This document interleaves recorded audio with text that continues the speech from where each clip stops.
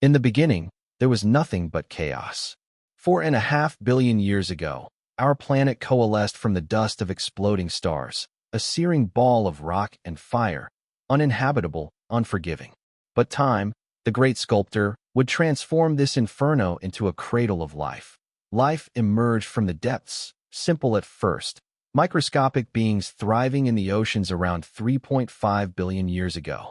Over eons, evolution wove its intricate tapestry. The Paleozoic era brought forth the first vertebrates, amphibians crawling onto land, forests teeming with insects the size of birds.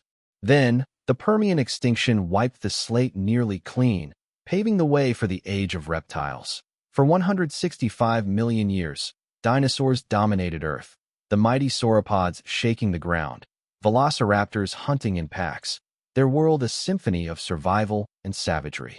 But 66 million years ago, catastrophe struck. An asteroid slammed into the planet, unleashing firestorms and darkness. Dust blocked the sun, temperatures plummeted. The dinosaurs vanished, leaving only their avian descendants to take to the skies that in the wake of extinction, mammals rose. The Cenozoic era dawned, a time of diversification. Around 55 million years ago, the first primates appeared, small, tree-dwelling creatures with grasping hands and forward-facing eyes, adapted for life in the canopy. These were our distant kin, navigating a world recovering from apocalypse. Africa, the cradle of humanity, became a hotspot for primate evolution. Dense forests gave way to open savannas as climates shifted, forcing adaptations that would change everything. 7 million years ago, the human story truly begins. Our lineage split from chimpanzees, embarking on a path of bipedalism and ingenuity. But before Homo, there were the Australopithecines, bridge species between ape and human. Enter Australopithecus afarensis, roaming the East African plains around 3.9 to 2.9 million years ago. These beings stood about 3 to 4 feet tall, with brains no larger than a chimpanzee's, around 400 cubic centimeters. Yet, they walked on 2 legs, freeing their hands for new possibilities. Their pelvis and knees were adapted for upright posture, a revolutionary shift that allowed them to traverse vast distances in search of food. In 1974, in the dusty badlands of Hadar, Ethiopia, paleoanthropologist Donald Johanson unearthed a legend, Lucy. Named after the Beatles' song playing in camp that night, this 3.2 million-year-old female was a revelation. Only 40% of her skeleton survived, but it told a profound story.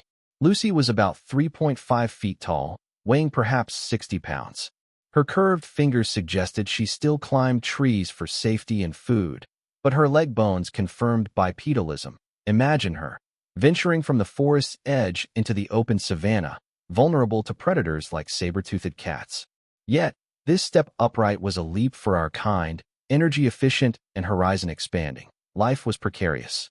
Australopithecines lived in small groups, scavenging and gathering in a world of giants.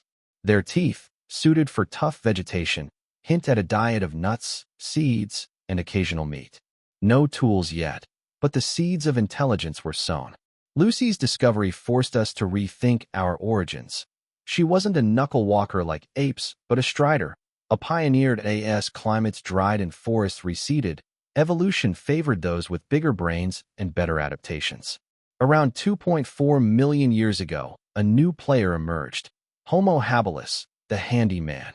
Found in Olduvai Gorge, Tanzania, by Lewis and Mary Leakey in the 1960s, this species marked the dawn of the genus Homo, our direct ancestors. Standing about 4.5 feet tall, with brains averaging 600 cubic centimeters, 50% larger than Australopithecines, Homo habilis possessed a game-changer, tools. The Oldowan industry, named after Olduvai, consisted of simple choppers, scrapers, and flakes. These weren't accidental. They were deliberate, used to butcher scavenged carcasses, crack bones for marrow, or process plants. Imagine the thrill, the first time a hominin shaped the world to their will, turning rock into extension of self. This tool used signaled cognitive leaps.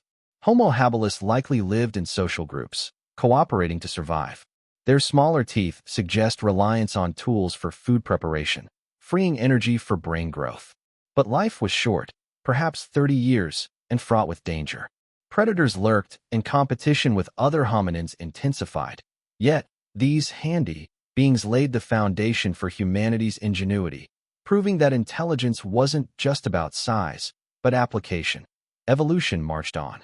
By 1.9 million years ago, Homo erectus burst onto the scene, the longest surviving human species, enduring nearly 2 million years until about 110,000 years ago.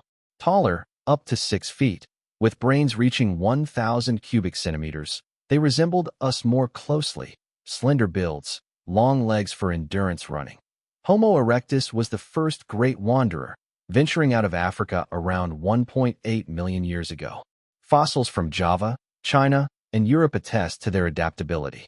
They hunted in coordinated groups, using more advanced Acheulean tools, hand axes symmetrically shaped for cutting, scraping, and hunting.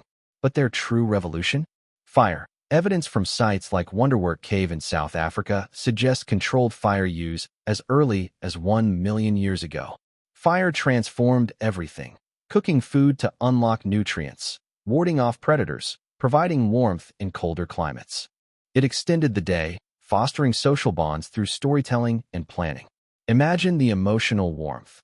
Families huddled against the night, sharing meals, the glow illuminating faces etched with survival scars.